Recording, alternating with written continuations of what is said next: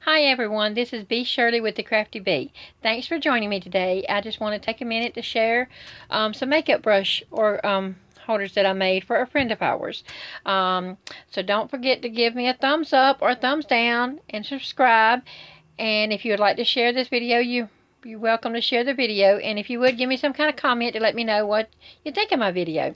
Well, anyway, I just used the wine glasses from the Dollar Tree, the shoot one, and then the little bit shorter one.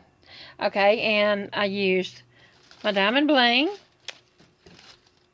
I used E6000, and these little this is a teardrop. I don't know if you can see the kind of zoom in.